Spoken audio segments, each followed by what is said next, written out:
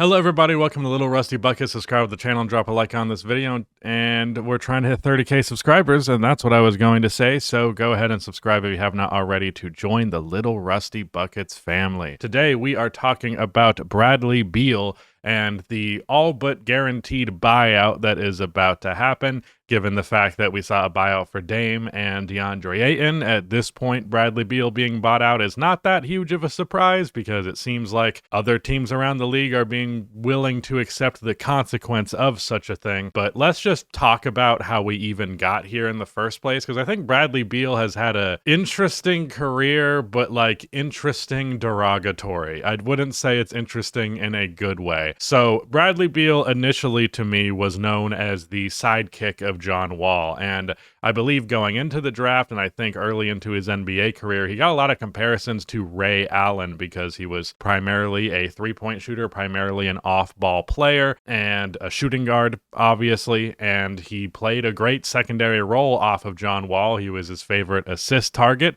Along with the bigs out of the pick and roll, kick it out to Bradley Beal. That was what he did. He was primarily a three-point shooter, though he still had enough offense in other areas that he was able to get to the 20-point per game mark while John Wall was there. At least I'm pretty sure that happened at least once or twice. But John Wall slipped and I think tore his ACL or his Achilles in the bathtub, and then from there Bradley Beal became the first option, and he revealed that he actually had a lot more depth to his scoring than originally thought. Much more of an off the dribble game, more of a drive game, more of a mid-range pull-up, and as time went on as well, his handle and especially his passing ability developed pretty significantly. Now, with this, his defense that was not particularly special early on in his career went down to just being outright bad, just outright being a very, very negative defensive player. We do have sunlight. We do have skylights here, and the light just got a lot brighter, so it looks like I'm about to ascend to heaven. So if I just turn paper white out of nowhere, I apologize for that. Maybe I'll lean back a little bit. He ended up, did he win the scoring title twice? I know he averaged 30 plus at least more than one time. Okay, he didn't win the scoring title, period. I think he's probably, did he lead the league in points per game, but didn't play enough games for that to qualify because he only played 60 that year. Well, okay. I thought he won a scoring title. I guess that's my mind playing tricks on me. But he did average 30.5 points in 2019-20 and 31.3 in the 2021 season, and that was when he managed to make the All-Star team. I believe he didn't make it in that 2019-20 season, and that was very controversial because bro was averaging 30 and did not make the All-Star team. But after that, he had a pretty noteworthy decline, especially as a three-point shooter, and that's probably the thing that is the most disappointing to me about the Bradley Beal post-John Wall era is he went from one of the better three-point shooters in the entire NBA to not, like, definitely not. If we just compare just raw percentage, going from his first All-Star year in Washington in 2018 to his sophomore season. We're going to discount his rookie year. 5.6 three-point attempts per game, which you got to remember, we're not quite breaking into the Stephen Curry era until like the middle of this, so that's still pretty high volume, one of the higher volume shooters in the entire NBA. 39.4% from three, and then you take a look at his 2016-17 season, 7.2 three-point attempts per game, 40.4%. That is living up to the Ray Allen comparisons. But as soon as he breaks into an all-star territory, from there, the three-point shot just falls off a cliff in Washington. He is up to 6.5 three-point attempts per game, so his volume went up, but down to just 34.7%, which is below league average. So that is rather disappointing, and it made me worried about how his game would translate to being a second or third option, because while there was this constant cat and mouse and like taking the money but then acting like you didn't want the money and pouting about it back and forth, eventually he was going to be traded from Washington. That seemed clear to me, But there is a trap that a lot of players can run into where they are really, really good in that first option, but they're not good enough to be the best choice in that department, nowhere near it.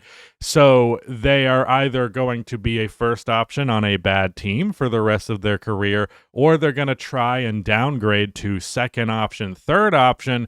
And sometimes those players' skill sets are not exactly well designed for that role. They have been optimized to be a first option, but when reduced to a second and a third, weirdly enough, you would think if someone is built to be a first option, that means they're built to be a perfect second option, but that's not necessarily true. A lot of things you can get away with as a first option that you can't get away with as a second option. And there's a lot of skill sets that come with being a second option, like off-ball scoring ability. Now, he did improve his three-point shot rather significantly in Phoenix, so that worry didn't end up needing to be worried about, I guess. The thing that is interesting about Bradley Beal's time in Phoenix is I do think he has been a pretty good third option. The only thing is, he was not designed to be a third option, and certainly not an ideal one for this team. This team did not need their third best player to be this isolation, mid-range bucket getter who's also a catch-and-shoot three-point guy. They didn't need another ball handler. They didn't need another high-volume, like, primarily shot creator that just wasn't necessary for this team. Then you add onto it the fact that he's making $50 million fucking dollars, and it immediately makes 18 points per game on 51, 43, 81 shooting splits, 4.4 rebounds, 5 assists, 1 steal, 2.5 turnovers. Makes those stats that you say, hey, that's pretty good. 13.9 shot attempts for 18.2 points. I will take that. Well, not for that amount of money. And as soon as that amount of money is in the equation, you go, oh, that guy's terrible. The reality is Bradley Beal is still a pretty damn good NBA player. So that's what makes his impending free agency interesting. Now, pretty much every source out there is suggesting that Bradley Beal is going to be going to the Clippers. In fact, apparently that was the catalyst in the Norman Powell trade even happening, because LA was like, okay, we could extend Norman Powell for a shitload of money, or we could just trade him for another good player on an expiring contract, and then we can sign Bradley Beal to be maybe not as good as Norman Powell, but similarly able, similar level of talent for sure. So I actually kind of love that. I actually think this will make a lot of sense, and I think Bradley Beal will be pretty good on the Los Angeles Clippers.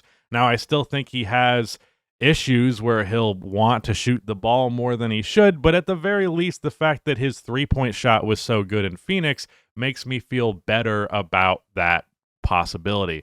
The other thing that's interesting is the Clippers are probably also going to target Chris Paul. Interesting to see that reunion happen, and it'd also be interesting to see who won the number 3 between those two, because I'm pretty sure both of them have only worn number 3 their entire careers. Yeah, the New York, the new look Clippers, an interesting idea. I like a lot of the components of that team. Now, a lot of people have been pointing out that this team is, as the kids say, previously black kids, and now all of the kids who appropriated it, the unction. That is what the Clippers are going to be. Chris Paul, like everybody on this damn roster is 30 plus. They signed Brooke Lopez. Ironically, I think now that would make John Collins one of the younger players on the entire fucking roster. That's wild.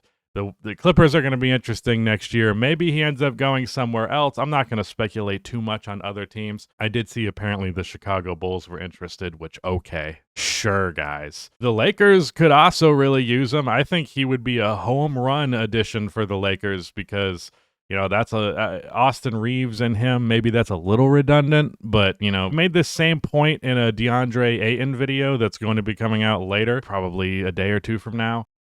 you got to contextualize it to where they're going to be at now. When you look at DeAndre Ayton and you look at Bradley Beal, you see what they were, what they could have been, and that's all you can really think about. But just taking them at the face value of what they can provide right now, while doing it for basically minimum money, suddenly they become one of the more value players in the entire NBA. And I think DeAndre Ayton has a good chance of being that. And I think Bradley Beal has an especially good chance of being that.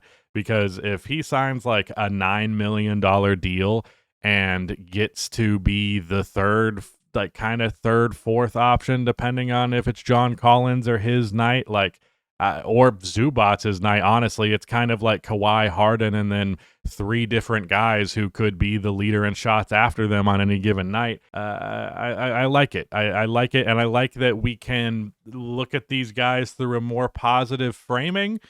Bradley Beal's always been a player who I enjoyed watching. He's just fun, but there's so much baggage associated with him that it kind of taints the whole experience. Certainly could not enjoy him in Phoenix, as well. I called that shot being a terrible one from the second that it went off. But yeah, that is it. Shout out to Rudy for editing this video, and goodbye.